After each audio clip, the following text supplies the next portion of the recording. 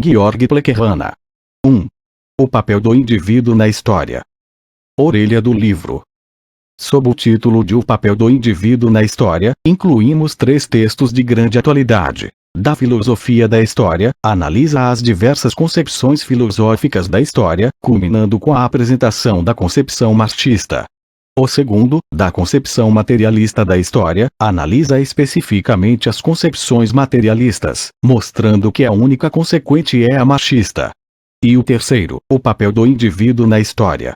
Se para a concepção materialista da história o modo de produção da vida material condiciona o processo da vida social, política e espiritual, se não é a consciência do homem que determina o seu ser, mas pelo contrário, o seu ser social é que determina a sua consciência, qual é então o papel do indivíduo na história?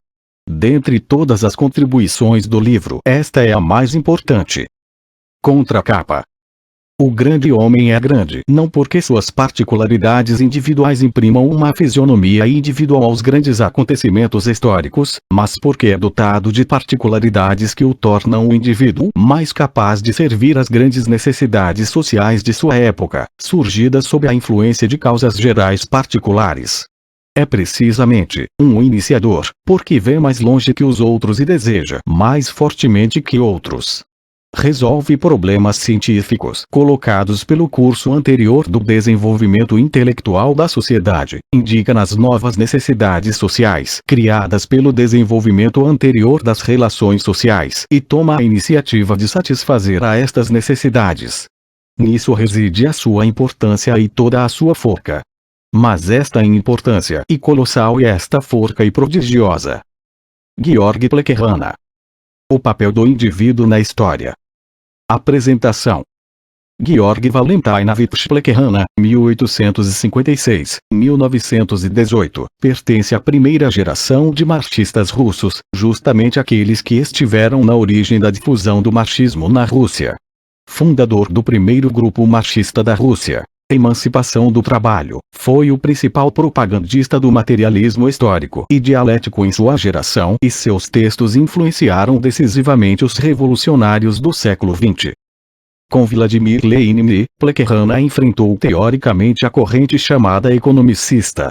Tratava-se de uma corrente de pensamento que limitava as tarefas da classe operária à luta econômica por aumento de salários e melhorias das condições de trabalho, idolatrando o movimento operário espontâneo e menosprezando a teoria revolucionária. Do combate ideológico a essa corrente surgiram as bases da concepção da organização revolucionária. A partir do segundo congresso do Partido Operário Social-Democrata Russo, Plecherana adotou uma posição de conciliação com os setores oportunistas e aliou-se aos mencheviques, sendo um de seus principais dirigentes. Neste congresso, ao ser eleita a direção do partido, os setores revolucionários, encabeçados por Vladimir Lenin, conseguiram obter a maioria, Большинство, e os opositores da concepção revolucionária ficaram em minoria, Меньшинство. Esta é a origem das denominações bolcheviques majoritários e mencheviques minoritários.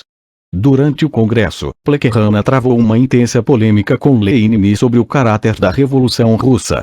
Plecherana defendia uma revolução liberal burguesa que derrubaria o poder czarista, criando condições para um desenvolvimento capitalista, e somente então estariam criadas as condições para uma transformação socialista. Lenin postulava que era dever dos revolucionários, que integravam o partido de classe independente do proletariado, assumir o poder no curso da Revolução Burguesa da Rússia, avançando em direção ao socialismo. Durante a Primeira Revolução Russa, 1905-1907, os mencheviques se pronunciaram contra a hegemonia do proletariado na luta revolucionária, priorizando um acordo com a burguesia liberal, que, segundo eles, deveria dirigir a revolução. Com a deflagração da Primeira Grande Guerra Mundial, 1914-1918, apoiaram a entrada da Rússia no conflito, declarando-se partidários da defesa nacional. Após o triunfo da Revolução Democrático-Burguesa de fevereiro de 1917, integraram o governo provisório burguês, defendendo a continuidade da guerra e ajudando a reprimir os revolucionários bolcheviques. Plequerana, ardoroso defensor de que o proletariado jamais deveria apoiar as guerras movidas por interesses das nações imperialistas, enquanto um princípio do internacionalismo proletário, numa notável reviravolta, acompanhou os mencheviques na defesa da participação da Rússia na Primeira Guerra Mundial. Tal atitude causou um enorme impacto entre os defensores do socialismo e decretou o fim do que restara de sua autoridade como teórico marxista. Com a Revolução Socialista de outubro de 1917, os mencheviques uniram-se abertamente à burguesia contra-revolucionária. Neste momento, porém, embora mantivesse sua divergência, Plequerana recusou-se a lutar contra os bolcheviques, mantendo tal atitude até sua morte em 1918 na Finlândia. Ironicamente, quem melhor esclareceu o papel do indivíduo nas transformações históricas, não apoiou a maior transformação histórica de sua época.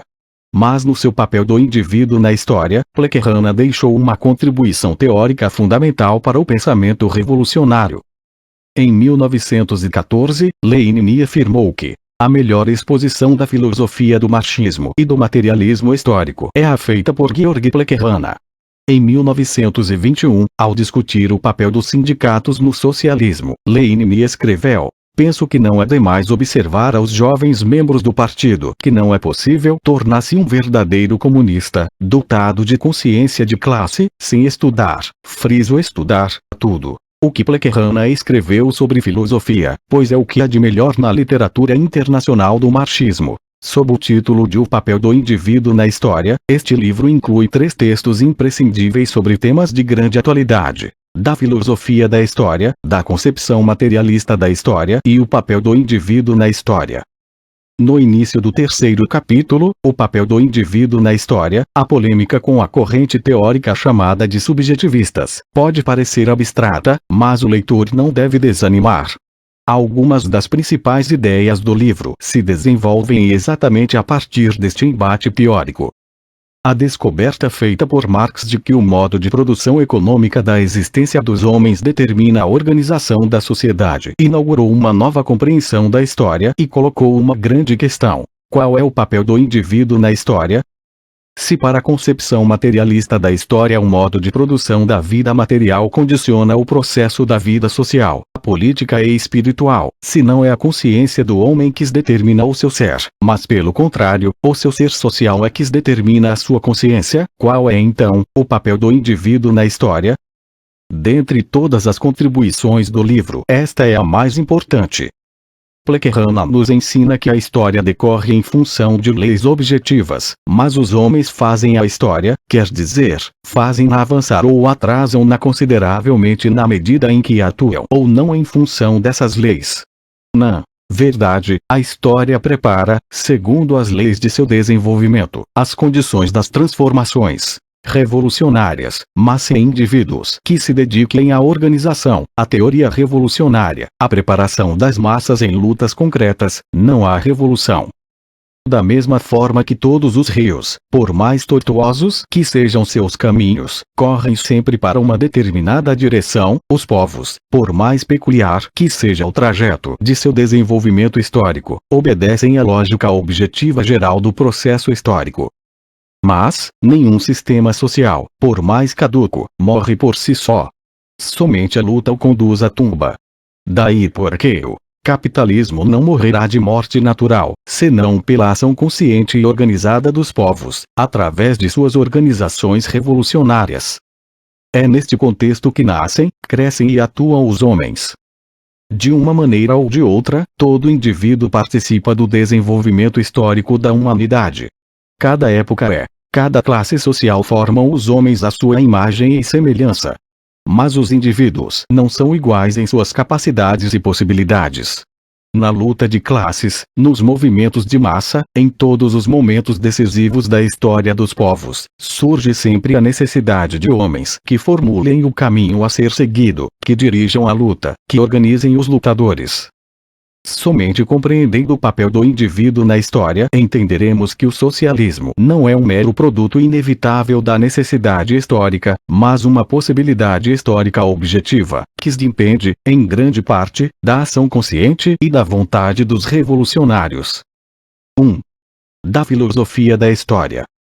Conferência feita em Genebra, em 1901 e publicada na Nouvelle Revue Socialiste, em 1926. Quando o historiador não é daqueles que se privaram do dom de generalizar e pôde abarcar com o pensamento o passado e o presente do gênero humano, vê desenrolar-se um grande e maravilhoso espetáculo. Com efeito, sabeis, sem dúvida que a ciência moderna admite a existência do homem em nosso globo desde o período quaternário, isto é, há 200 mil anos, pelo menos. Mas, se nos abstrairmos destes cálculos sempre hipotéticos, se admitirmos como se admitia antigamente, que o homem surgiu sobre a Terra por volta de 4.000 anos antes da era cristã, teremos cerca de 200 gerações que se sucederam, para desaparecer como desaparecem as folhas nos bosques, com a chegada do outono. Cada uma dessas gerações, mais ainda, quase que cada indivíduo integrante de cada geração perseguiu seus próprios fins. Cada qual lutou por sua existência ou pela existência dos que lhe eram próximos e, no entanto, houve um movimento de conjunto, houve aquilo que chamamos de história do gênero humano. Se recordarmos o estado de nossos antepassados, se figurarmos, por exemplo, a vida dos homens dessa raça que povoava as habitações chamadas lacustres, e se compararmos esta vida com a dos suíços de nossos dias, percebemos uma enorme diferença.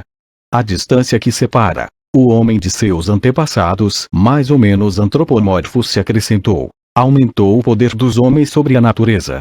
É natural, portanto, direi mesmo inevitável, perguntar-se quais foram as causas deste movimento e deste progresso. Este problema, o grande problema das causas do movimento histórico e do progresso do gênero humano, é o que constitui o objeto do que se denominava no passado de filosofia da história e que, me parece, seria melhor designado pelo nome de concepção da história. Isto é, da história considerada como ciência que não se contenta em aprender como se passaram as coisas, mas que quer saber por que se passaram de tal maneira e não de outra qualquer. Como tudo mais, a filosofia da história tem sua própria história. Quero dizer que, segundo as diversas épocas, os homens que se ocupam do problema do porquê do movimento histórico responderam de modo diferente a este grande problema. Cada época tinha a sua própria filosofia da história. Objetar-me-eis, quiçá, que frequentemente, numa mesma época histórica, não havia somente uma e sim muitas escolas de filosofia da história. De acordo. No entanto, peço-vos que considereis que as diferentes escolas filosóficas próprias de um período determinado da história têm sempre algo de comum, algo que nos permite encará-las como diferentes espécies de um mesmo gênero. Há também, naturalmente, sobrevivência. Podemos dizer, então, para simplificar o problema, que cada período histórico tem sua própria filosofia da história. Estudaremos algumas. Começarei pela filosofia ou concepção teológica da história. 1. A concepção teológica da história. Que é a filosofia ou concepção teológica da história? É esta a concepção mais primitiva e está intimamente ligada aos primeiros esforços feitos pelo pensamento humano para explicar o mundo exterior. De fato, a concepção mais simples que o homem pode fazer da natureza é a que vê nela, não fenômenos relacionados uns com os outros e submetidos a leis invariáveis, mas acontecimentos produzidos pela ação de uma ou de muitas vontades semelhantes à sua. O filósofo francês Guiot diz, em um de seus livros, que um menino, em sua presença, chamava a lua de má porque não queria aparecer. Este menino considerava a lua como um ser animado. Da mesma forma que este menino, o homem primitivo, anima toda a natureza. O animismo representa a primeira fase no desenvolvimento do modo religioso de pensar. O primeiro passo da ciência consiste em afastar a explicação animista dos acontecimentos da natureza e em concebê-los como fenômenos submetidos a leis. Enquanto um menino crê que a lua não surge porque é má, o astrônomo nos explica o conjunto de condições naturais que, num momento determinado, nos permite ou nos impede de ver tal ou qual astro. Assim, ao passo que na explicação da natureza, os progressos da ciência foram relativamente rápidos, a ciência da sociedade humana e de sua história avançava, ao contrário, com muita lentidão. Admitia-se a explicação animista dos acontecimentos históricos em épocas nas quais o homem já escarnecia da explicação animista dos fenômenos naturais. Em sociedades por vezes bastante civilizadas era admitido que se explicasse um movimento histórico da humanidade como manifestação da vontade de uma ou de muitas divindades. Esta explicação da história pela ação da divindade é o que chamamos de concepção teológica da história. Para dar-vos dois exemplos desta concepção, caracterizarei aqui a filosofia da história de dois homens célebres: Santo Agostinho, bispo de Hipona, e Bossuet, bispo de Meaux. Santo Agostinho encara os acontecimentos históricos como submetidos à providência divina e está convencido de que não podem ser encarados de outra maneira. Considerai este Deus soberano e verdadeiro, diz, este Deus único e todo-poderoso, autor e criador de todas as almas e de todos os corpos, que fez do homem um animal racional composto de corpo e alma. Este Deus, princípio de toda lei, de toda beleza, de toda ordem, que dá a tudo o número, o peso e a medida, de quem deriva toda a produção natural, sejam quais forem o gênero e o preço. Pergunto se é crível que este Deus tenha admitido que os impérios da terra, seu domínio e sua servidão, permanecessem estranhos às leis da providência. Santo Agostinho não abandona este ponto de vista geral em nenhuma de suas explicações históricas. Se se trata de explicar a grandeza dos romanos, por exemplo, o bispo de Hipona nos conta com muitos detalhes como esta grandeza entrava nos planos da divindade.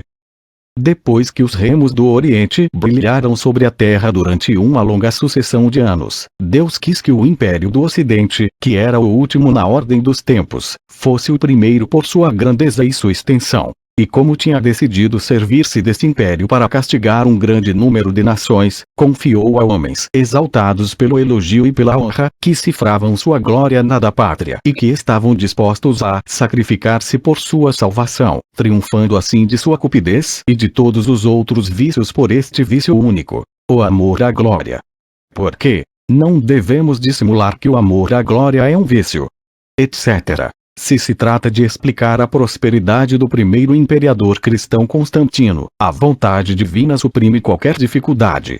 O bom Deus, diz-nos Santo Agostinho, querendo impedir os que o adoram de se persuadir de que não é impossível obter remos e grandezas na terra sem o favor do Todo-Poderoso dos demônios, quis favorecer o imperador Constantino, que longe de ter recorrido às falsas divindades, adorava somente a verdadeira, e quis cumulá-lo com muito mais bens do que alguém houvesse ousado desejar.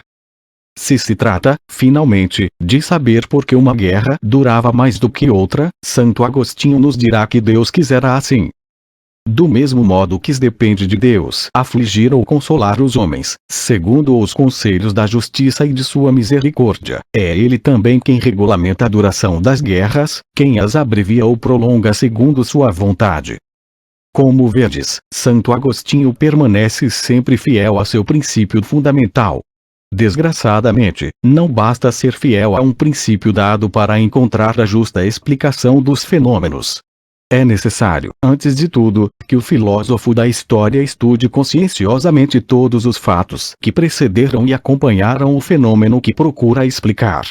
O princípio fundamental não pode e não deve jamais servir senão de fio condutor na análise da realidade histórica.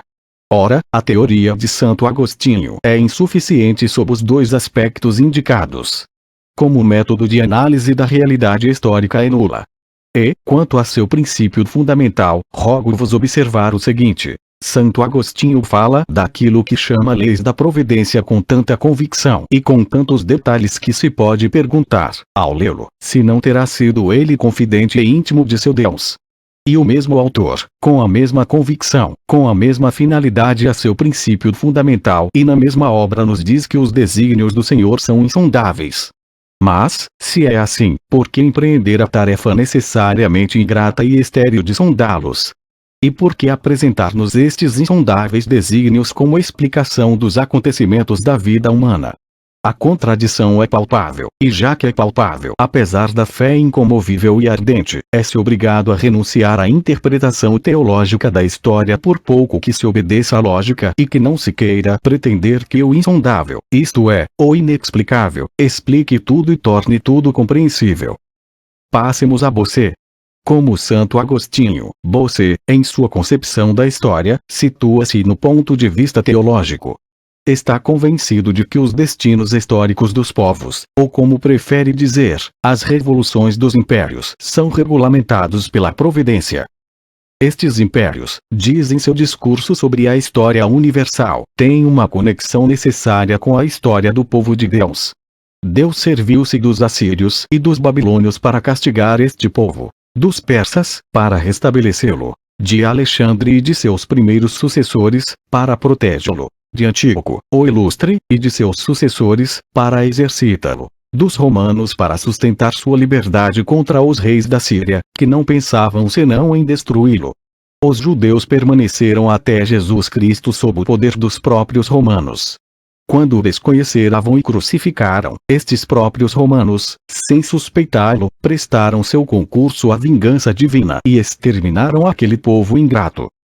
Em uma palavra, todos os povos e todos os grandes impérios que, um após outro, apareceram no cenário da história concorreram por diversos meios para um fim único: o bem da religião cristã e a glória de Deus. Você revela a seus discípulos juízos secretos de Deus sobre o Império Romano e sobre a própria Roma, baseando-se na revelação que o Espírito Santo fez a São João e que este explicou no Apocalipse. Fala, também, como se os desígnios do Senhor houvessem cessado de ser insondáveis e, coisa digna de atenção, o espetáculo do movimento histórico não lhe inspira mais que o sentimento da vaidade das coisas humanas. Assim, diz, quando verdes passar como num momento diante de vossos olhos, não digo os reis e os imperadores, mas esses grandes impérios que fizeram tremer todo o universo. Quando verdes os assírios antigos e modernos, os medas, os persas, os gregos, os romanos, apresentarem-se diante de vos sucessivamente e caírem, por assim dizer, uns sobre os outros, este estrépito espantoso vos faz sentir que nada há de sólido entre os homens e que a inconstância e a agitação são o patrimônio das coisas humanas. Este pessimismo é um dos traços mais mercantes da filosofia da história de Bossuet. E bem consideradas as coisas, é necessário confessar que tal traço define fielmente o caráter essencial do cristianismo. O cristianismo promete a seus fiéis consolo, muito consolo. Mas, como os consola? Desligando-os das coisas do mundo, convencendo-os de que tudo é vaidade sobre a terra e de que, para os homens, a felicidade só é possível depois da morte. Peço-vos que retenhais estes traços na memória. Nos proporcionará, dentro em pouco, um termo de comparação. Outro traço notável da filosofia da história de Bossuet é que na interpretação dos acontecimentos históricos, não se contenta, como Santo Agostinho, em apelar para a vontade do bom Deus, mas já volve sua atenção para o que chama as causas particulares das revoluções dos impérios.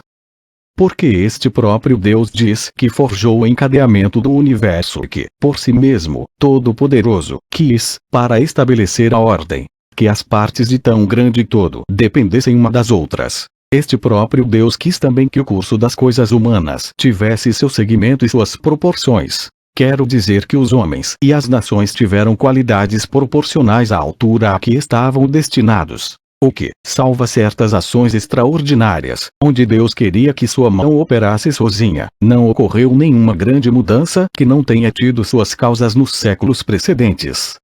E como em todas as questões há alguém que as prepara, alguém que resolve empreendi-las, e alguém que as faz triunfar, a verdadeira ciência da história consiste em advertir em cada época essas secretas disposições que prepararam as grandes mudanças e os cálculos importantes que fizeram com que ocorressem.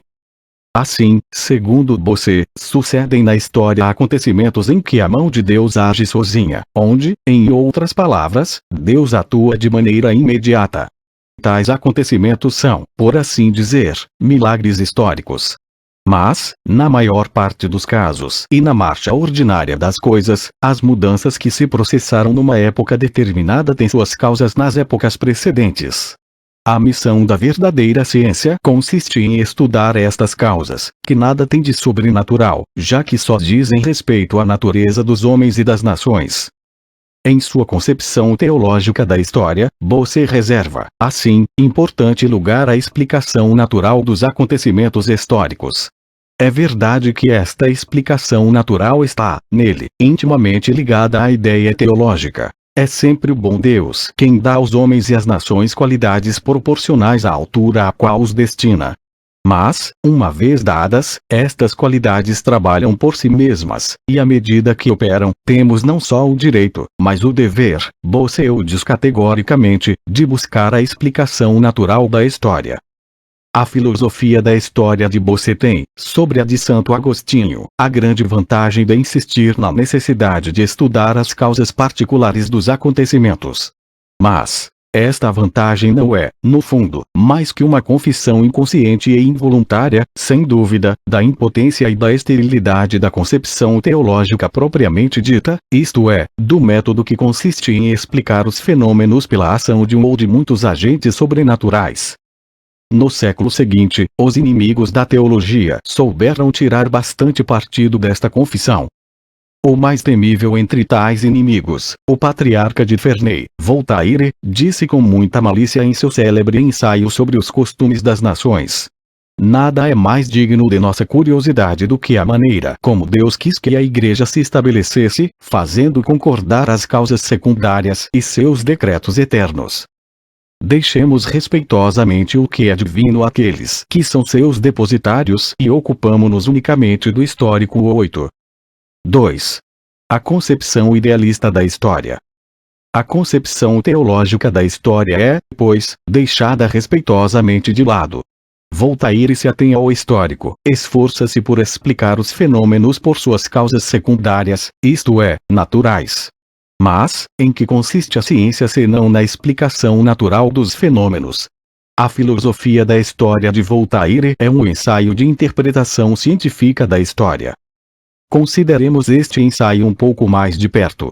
Vejamos, por exemplo, quais foram, segundo Voltaire, as causas da queda do Império Romano. A decadência romana foi longa e lenta, mas, dentre as chagas que provocaram a queda do colossal império, Voltaire ressalta sobretudo as duas seguintes: 1. Os bárbaros. 2. As lutas religiosas. Os bárbaros destruíram o Império Romano. Mas, por que, pergunta Voltaire, os romanos não os exterminaram, como Mário exterminara os símbros? É que não havia nenhum Mário. E por que não havia nenhum Mário? Porque haviam mudado os costumes dos romanos. O sintoma mais concludente desta mudança nos costumes é que o Império Romano tinha então mais monges que soldados.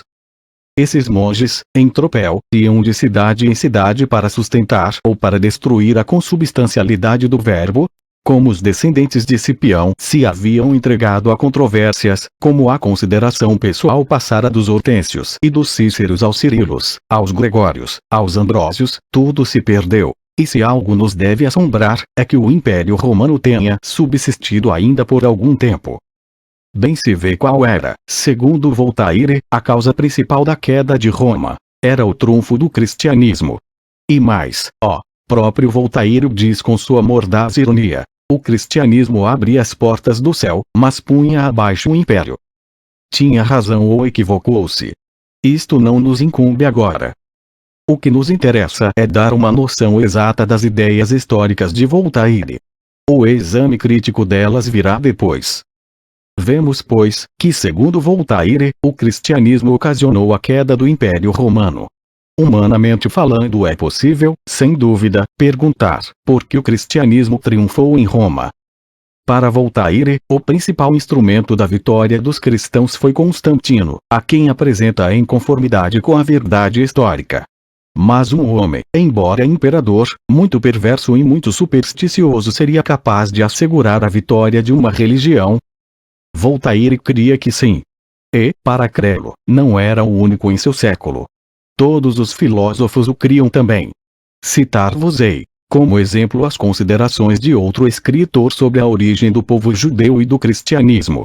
Se a concepção teológica da história consiste em explicar a evolução histórica pela vontade e a ação, direta ou indireta, de um ou de muitos agentes sobrenaturais, a concepção idealista, da qual Voltaire e seus amigos eram partidários convictos, consiste em explicar esta mesma evolução pela evolução dos costumes e das ideias ou da opinião, como se dizia no século XVIII. Entendo por opinião, diz Sward, O resultado da massa de verdades e erros difundidos em uma nação, resultado que determina seus juízos de estima ou de desprezo, de amor ou de ódio, que forma suas inclinações ou seus hábitos, suas ideias e suas virtudes. Em uma palavra, seus costumes. Uma vez que é a opinião quem governa o mundo, é evidente que ela é a causa fundamental, a causa mais profunda do movimento histórico, e não há razão de se estranhar que um historiador recorra à opinião como a uma força que produz em última instância os acontecimentos desta ou daquela época. E se a opinião em geral explica os acontecimentos históricos, é muito natural que se busque na opinião religiosa, no cristianismo, por exemplo, a causa mais profunda da prosperidade ou da decadência de um império, por exemplo do Império Romano. Voltaire era, portanto, fiel à filosofia da história de seu tempo, dizendo que o cristianismo causou a ruína do Império de Roma. Mas, entre os filósofos do século XVIII, haviam muitos que são conhecidos como materialistas. Tais eram, por exemplo, Holbach, o autor do célebre Sistema da Natureza, e Helvétius, autor do livro não menos célebre do Espírito. É natural admitir-se que pelo menos estes filósofos não aprovavam a concepção idealista da história. Pois bem, tal suposição, por mais natural que pareça, é errônea. Holbach e Helvétius, materialistas em sua concepção da natureza, eram idealistas no que se refere à história. Como todos os filósofos do século XVIII, como toda a sequela dos enciclopedistas, os materialistas daquele tempo acreditavam que a opinião governa o mundo e que a evolução da opinião explica em última instância toda a evolução histórica. A ignorância, o erro, o preconceito, a falta de experiência, de reflexão e de previsão, eis as verdadeiras fontes do mal moral. Os homens só prejudicam a si próprios e a seus associados, porque não têm noção de seus verdadeiros interesses. Em outra passagem da mesma obra pode-se ler: a história nos prova que, em matéria de governo, as nações foram em todos os tempos joguete de sua ignorância, de sua imprudência, de sua credulidade, de seus terrores pânicos e, sobretudo, das paixões daqueles que souberam adquirir ascendência sobre a multidão. Como enfermos que se agitam sem cessar em seu leito, sem encontrar posição conveniente, os povos mudaram a miúde a forma de seus governos. Mas nunca tiveram nem o poder, nem a capacidade de reformar o fundo, de remontar a verdadeira fonte de seus males. Viram-se incessantemente sacudidos por paixões cegas. Estas citações mostram-vos que, segundo o materialista Holbach, a ignorância foi a causa do mal moral e político. Se os povos são maus, é devido à sua ignorância. Se os governos são absurdos, é porque não souberam descobrir os verdadeiros princípios da organização social e política. Se as revoluções feitas pelos povos não desentranharam um mal moral e social, isso se deve a que não dispuseram de bastante luz. Mas, que é a ignorância? Que é o erro? Que é um preconceito? A ignorância, o erro, o preconceito, tudo isto não é mais que opinião errônea. E se a ignorância, o erro e o preconceito impediram os homens de descobrir as verdadeiras bases da organização política e social, é claro que a opinião errônea é quem governa o mundo. Portanto, de acordo com isto, Holbach é do mesmo parecer que a maior parte dos filósofos do século XVIII. Quanto a Helvétius, citarei somente sua opinião sobre o sistema feudal. Em uma carta a Saúl sobre o espírito das leis, de Montesquieu, diz ele: mas, que diabo quer ensinar-nos com seu tratado dos feudos? É acaso matéria que um espírito sábio e razoável devesse tentar desenredar? Que legislação pode surgir desse caos bárbaro de leis que a força estabeleceu, que a ignorância respeitou e que se oporá sempre a uma boa ordem de coisas?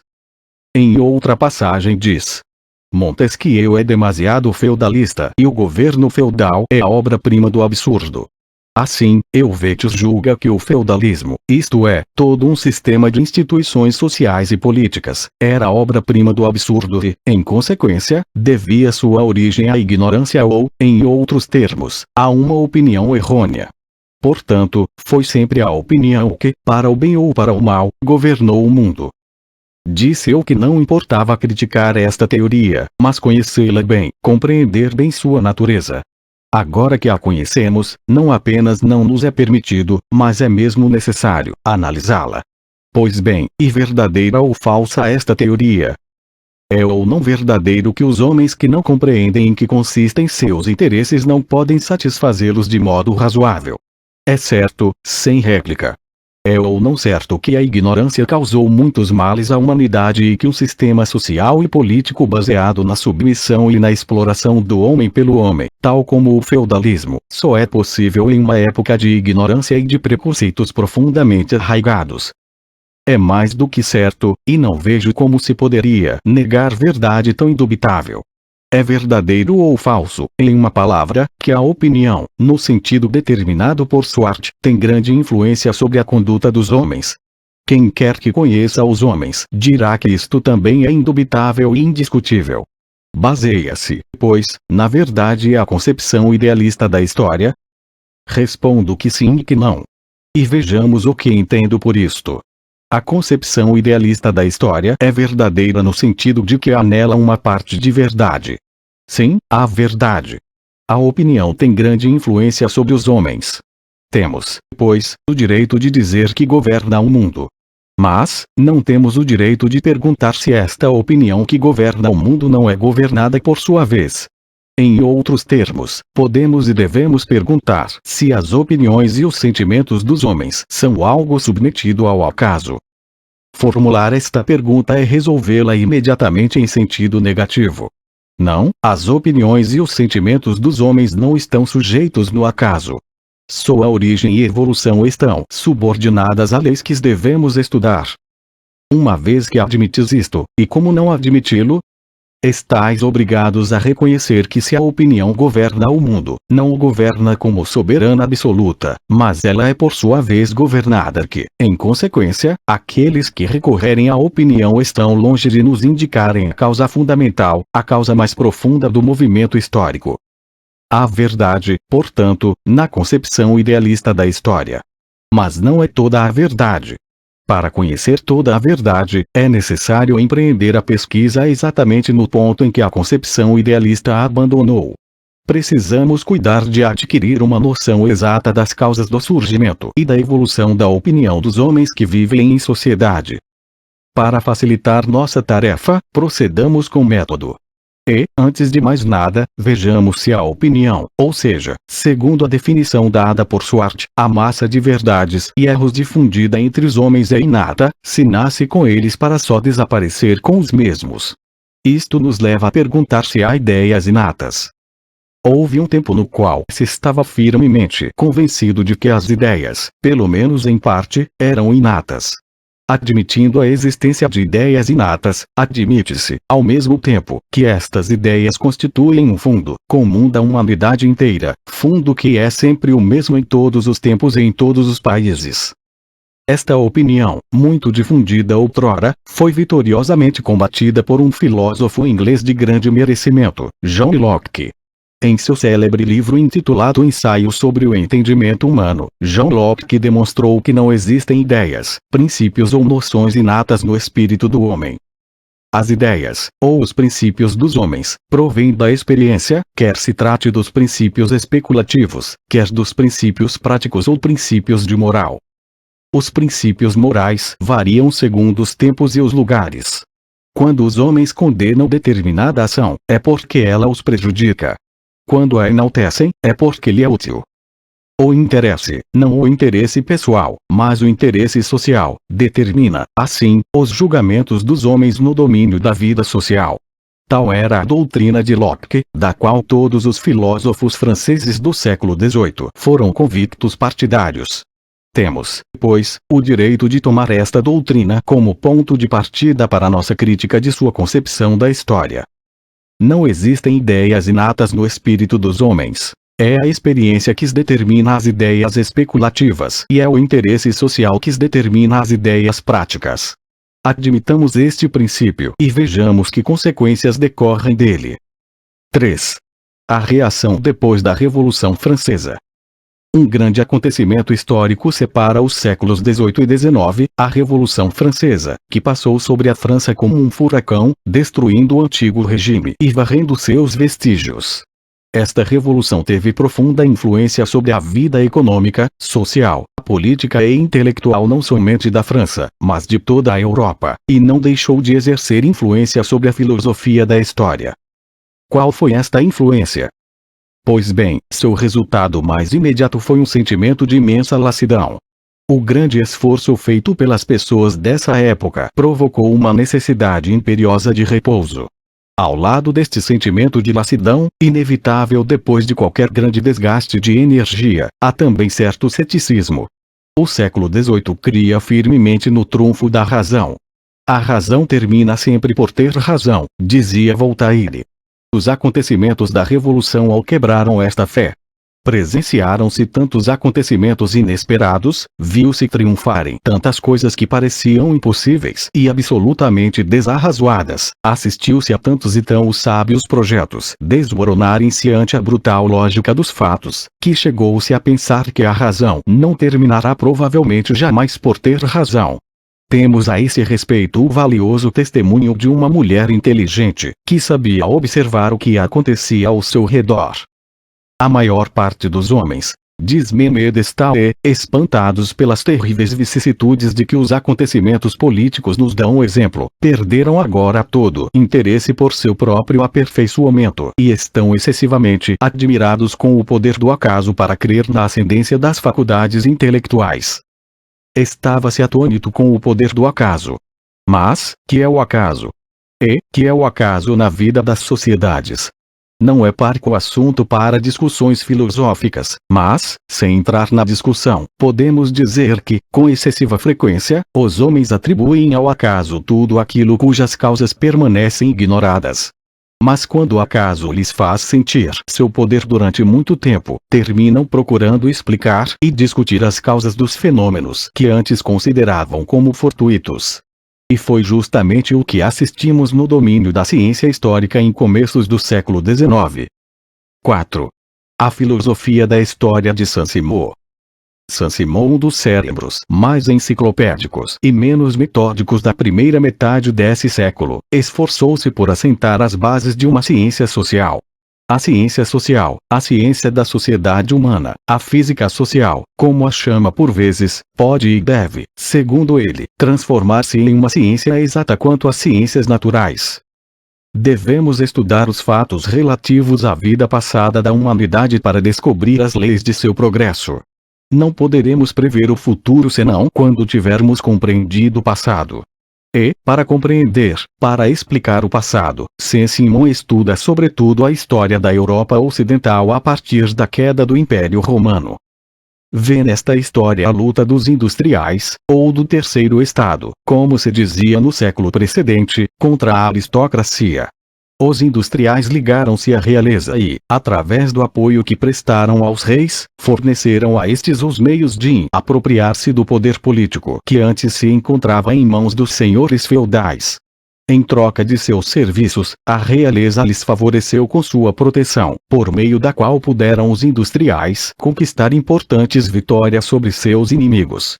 Pouco a pouco, apoiando-se no trabalho e na organização, adquiriram eles uma força social imponente, muito superior à da aristocracia. A Revolução Francesa era apenas para Saint-Simon um episódio da grande luta multissecular entre os industriais e os nobres. E todas as suas proposições práticas e reduziam a projetar as medidas necessárias, segundo ele, para completar e consolidar a vitória dos industriais e a derrota dos nobres. Ora, a luta dos industriais contra a nobreza era a luta de dois interesses opostos. E se esta luta preencheu, como diz Saint-Simon, toda a história da Europa Ocidental desde o século XV, podemos dizer que a luta dos grandes interesses sociais é a causa do movimento histórico no período indicado.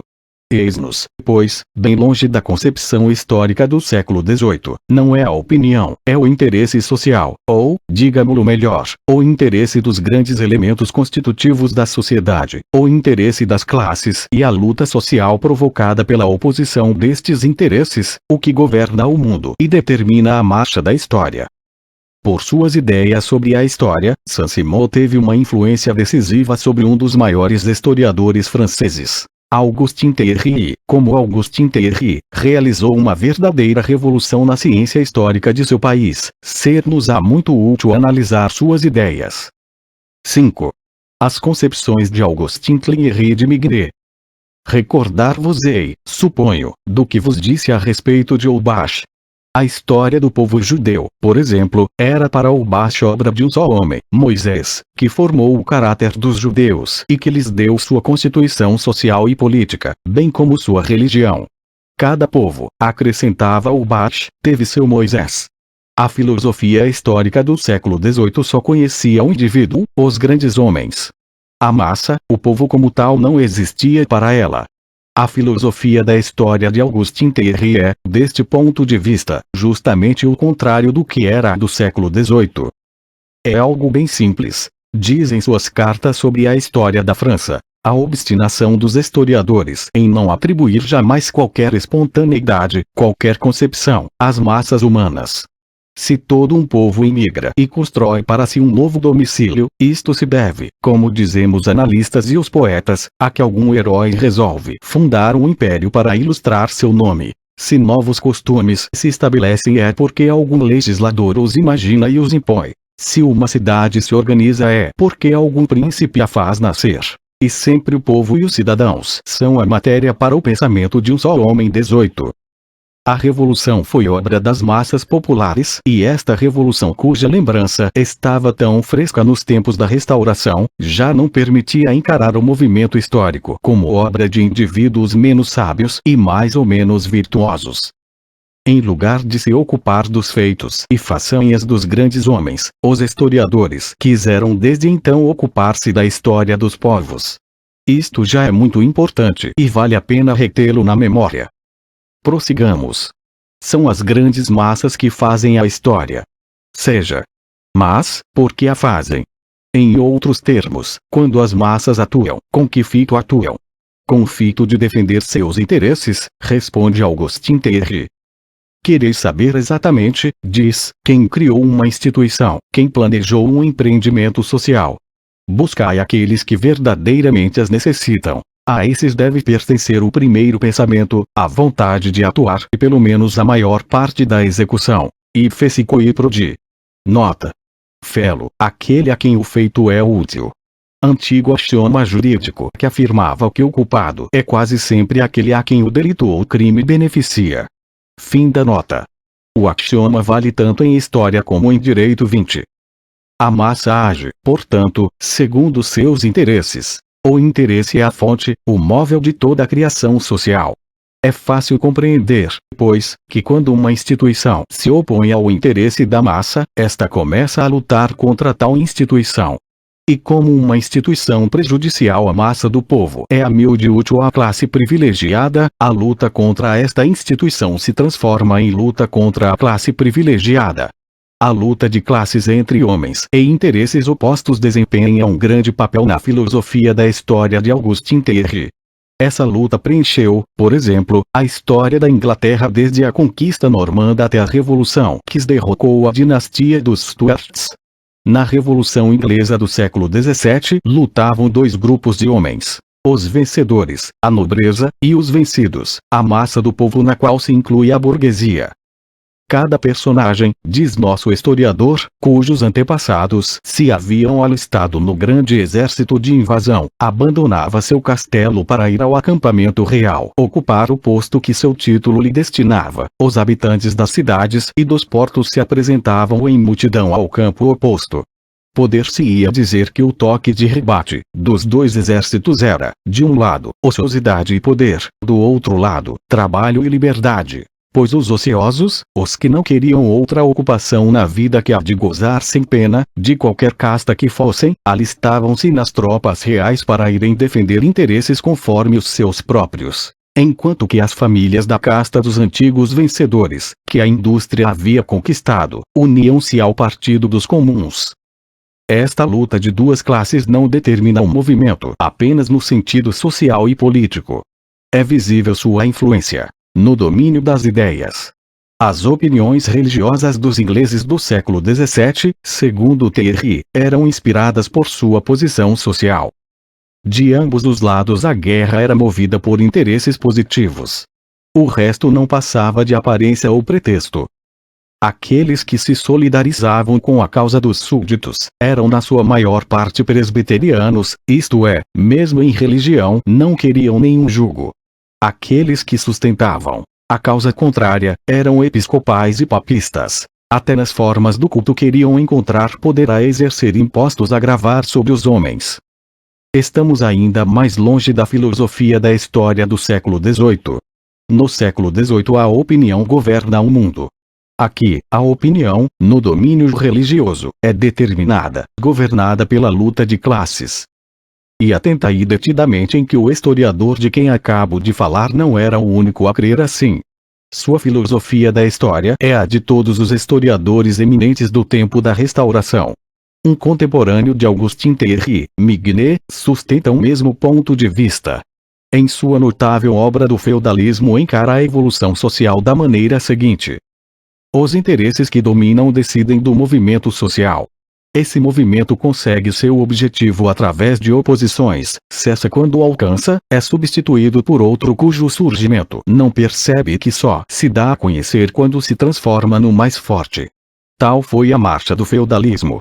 Era necessário antes de ser um fato, durante a primeira época. E foi depois um fato, deixando de ser necessário, durante a segunda época, terminando por deixar de ser um fato. Eis-nos mais uma vez bem distanciados da filosofia do século XVIII. Helvétius reprochava a Montesquieu estudar com demasiada atenção as leis feudais. O sistema feudal era para ele a obra-prima do absurdo e, como tal, não valia a pena de ser estudado.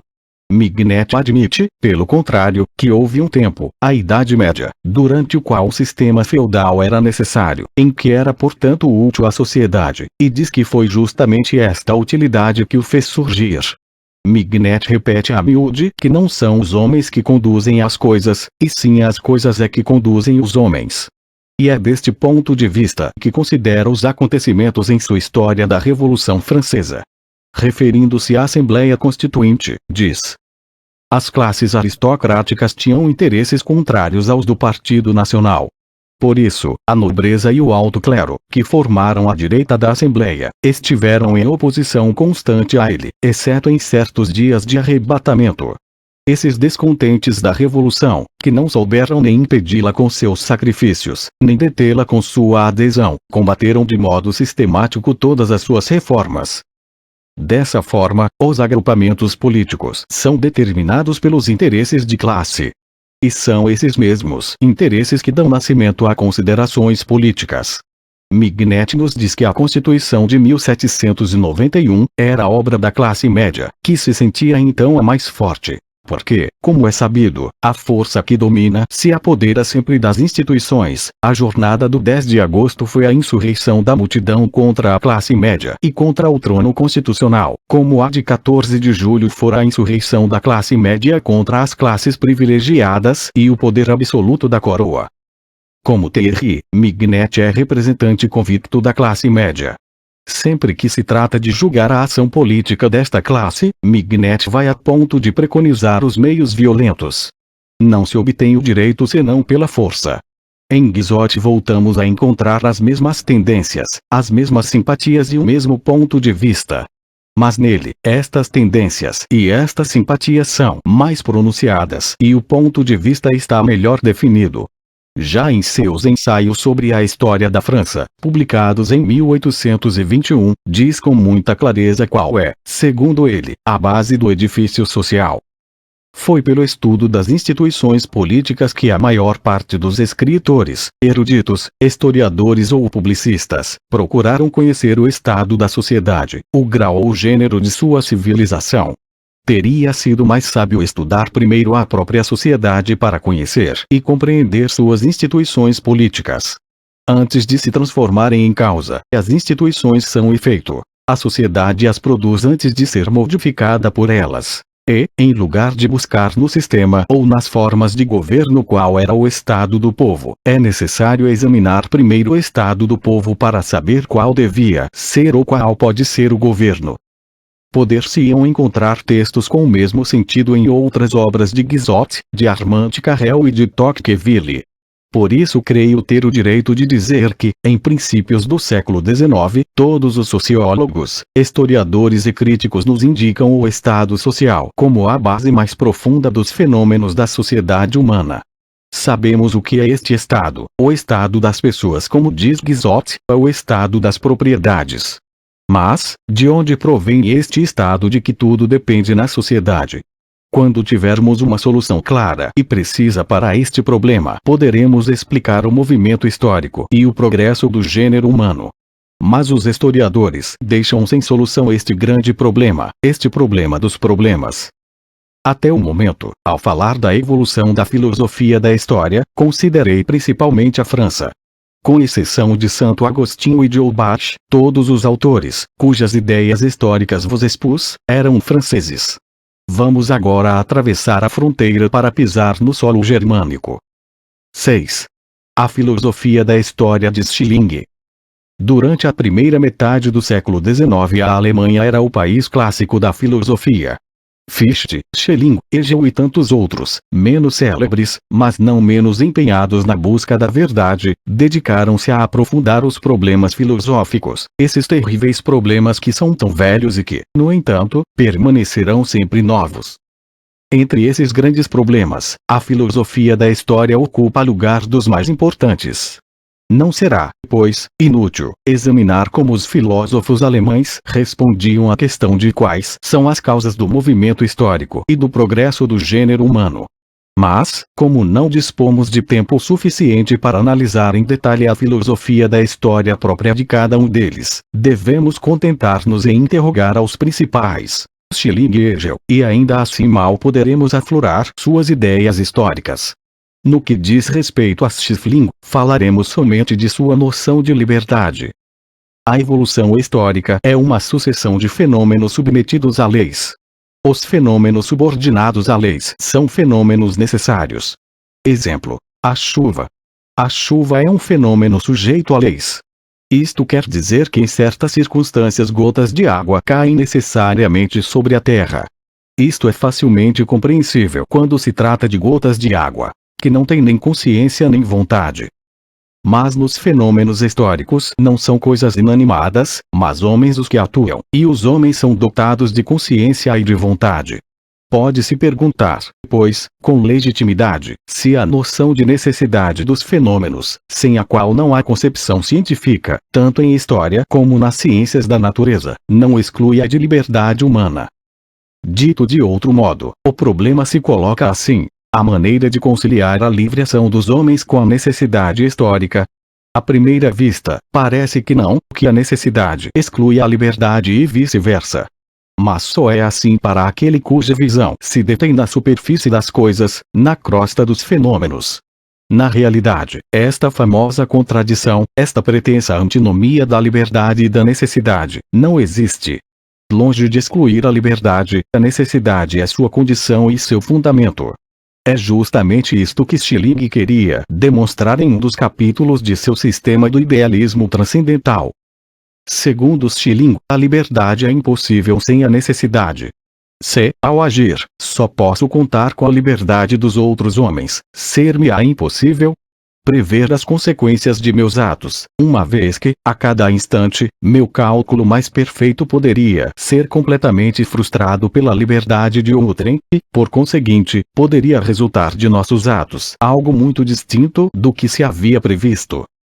Minha liberdade seria então nula, minha vida estaria submetida ao acaso.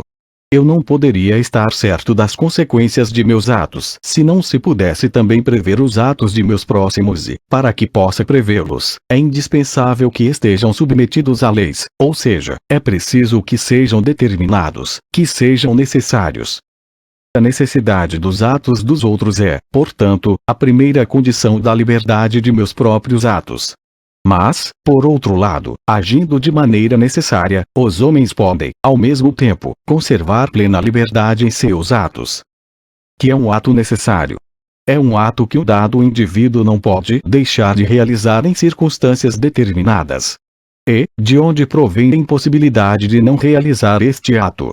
Da natureza desse homem, constituída por sua hereditariedade e por sua evolução anterior.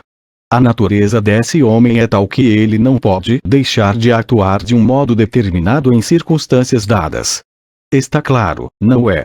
Pois bem, acrescentai a isto que a natureza desse homem é tal que não pode evitar certas volições e tereis conciliado a noção de liberdade com a de necessidade.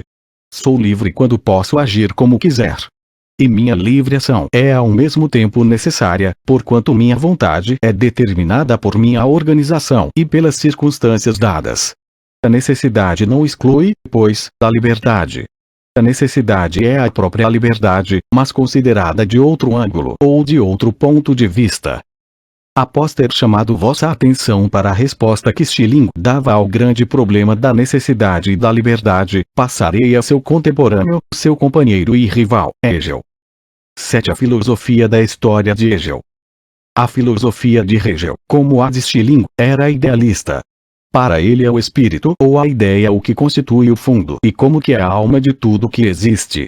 A própria matéria não passa de uma maneira de ser do espírito ou da ideia.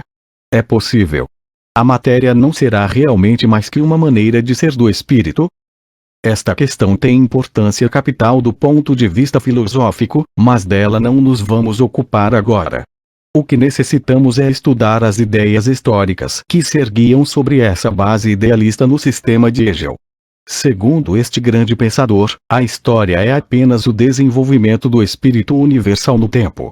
A filosofia da história é a história considerada com inteligência. Os fatos são tomados tais quais são, e o único pensamento que ela neles introduz é o pensamento de que a razão governa o mundo. Isto lembra, sem dúvida, a filosofia francesa do século XVIII, segundo a qual é a opinião ou a razão quem governa o mundo. Mas Hegel entendia este pensamento de um modo particular. Anaxágoras, diz ele em suas lições sobre a filosofia da história, foi o primeiro a reconhecer filosoficamente que a razão governa o mundo, entendendo por isto não uma inteligência que tem consciência de si mesma, não o espírito como tal, mas leis gerais. O movimento do sistema planetário se efetua conforme leis imutáveis, que são a razão desse movimento, mas nem o Sol nem os planetas que se movem segundo estas leis, têm consciência. A razão que governa a história é, assim, segundo Hegel, uma razão inconsciente, é o conjunto de leis que determinam o movimento histórico. Quanto à opinião dos homens, opinião que os filósofos franceses do século XVIII consideravam como o principal móvel do movimento histórico, Hegel a encara, na maior parte dos casos, como determinada pela maneira de viver, ou em outras palavras, pelo estado social. Diz, por exemplo, em sua filosofia da história, que a causa da decadência de Esparta foi a extrema diferença das fortunas. Diz também que o Estado, como organização política, deve sua origem à desigualdade das fortunas e à luta dos pobres contra os ricos. E isto não é tudo. As origens da família estão intimamente ligadas, segundo ele, à evolução econômica dos povos primitivos. Em suma, apesar de seu idealismo, Hegel, como os historiadores franceses tratados acima, recorre, portanto, ao estado social como base mais profunda da vida dos povos. Nisso não se atrasou em relação a seu tempo, mas tampouco se avantajou muito. Permanece incapaz de explicar as origens do estado social, já que nada explica dizer, como diz, que, numa época determinada, o estado social de um povo depende, como seu estado político, religioso, estético, moral e intelectual, do espírito do tempo. Como idealista, Hegel recorre ao espírito como a um móvel último do movimento histórico. Quando um povo passa de um a outro grau de evolução, é que o espírito absoluto, ou universal, de quem este povo é apenas o agente, eleva-se a uma fase superior de seu desenvolvimento. Como semelhantes explicações nada explicam, Hegel meteu-se no mesmo círculo vicioso que os historiadores e sociólogos franceses. Explicavam o estado social pelo estado das ideias e o estado das ideias pelo estado social. Vemos assim que de todos os lados, tanto na filosofia como na história propriamente dita e na literatura, a evolução da ciência social em seus diversos ramos conduzia ao mesmo problema: explicar a origem do estado social. Enquanto esse problema não estivesse resolvido, a ciência continuaria girando em um círculo vicioso, declarando que B é a causa de A, e chamando de A a causa de B. Pelo contrário, tudo prometia esclarecer-se uma vez resolvido o problema da origem do Estado social. 8. A concepção marxista da história. Foi a solução desse problema que Marx procurou ao elaborar sua concepção materialista. No prefácio de uma de suas obras, Crítica da Economia Política, Marx dá conta de como seus estudos o levaram a esta concepção. Minhas pesquisas conduziram a este resultado, que as relações jurídicas, bem como as formas do Estado, não podem ser compreendidas por si próprias, nem pela pretensa evolução geral do espírito humano, mas, ao contrário, deitam suas raízes nas condições materiais de existência, cujo conjunto Hegel, a exemplo dos ingleses e franceses do século XVIII, compreende sob o nome de sociedade civil. Como verdes, é o mesmo resultado para o qual assistimos concorrerem os historiadores, sociólogos e críticos franceses, do mesmo modo que os filósofos idealistas alemães. Todavia, Marx vai mais longe. Pergunta quais são as causas determinantes da sociedade civil e responde que é na economia política que devemos buscar a anatomia da sociedade civil. Assim, é o estado econômico de um povo que determina seu estado social. O estado social de um povo determina, por sua vez, seu estado político, religioso e assim sucessivamente. Mas, perguntareis, o estado econômico não tem causa, por sua vez. Sem dúvida, como todas as coisas do mundo, tem sua causa, e esta causa fundamental de toda a evolução social e, portanto, de todo o movimento histórico, é a luta que o homem trava com a natureza para assegurar sua própria existência. Desejo ler-vos o que Marx diz a respeito. Na produção social de sua existência, os homens entram em relações determinadas, necessárias, independentes de sua vontade, relações de produção que correspondem a um dado grau de desenvolvimento de suas forças produtivas materiais. O conjunto destas relações de produção constitui a estrutura econômica da sociedade, a base real sobre a qual se ergue uma superestrutura jurídica e política e a qual correspondem determinadas formas de consciência social. O modo de produção da vida material condiciona o processo de vida social, política e intelectual em geral. Não é a consciência dos homens que lhes determina o ser. Ao contrário, seu ser social determina sua consciência. Em um certo estado de seu desenvolvimento, as forças produtivas materiais da sociedade entram em contradição com as relações de produção existentes, ou, o que não é mais que a expressão jurídica disso, com as relações de propriedade no seio das quais se haviam movido até então. De formas de desenvolvimento das forças produtivas que eram, estas relações transformam-se em seus entraves. Abre-se então uma época de revolução social.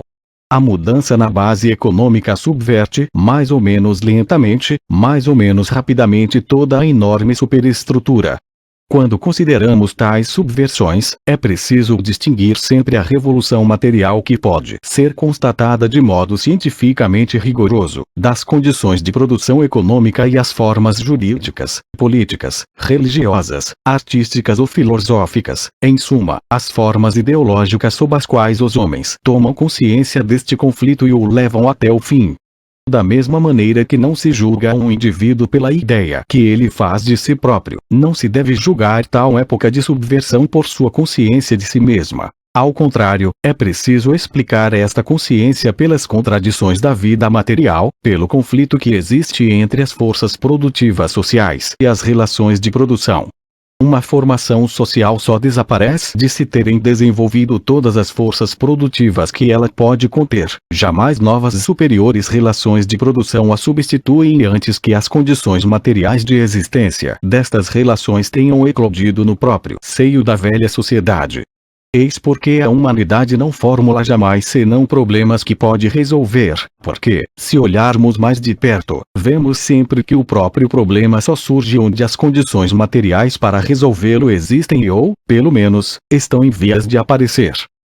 Compreendo que esta linguagem, por mais clara e precisa que seja, pode parecer bastante obscura. Por isso apresso-me a comentar o pensamento fundamental da concepção materialista da história.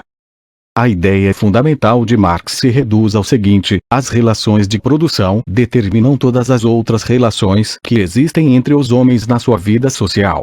As relações de produção são determinadas, por sua vez, pelo estado das forças produtivas.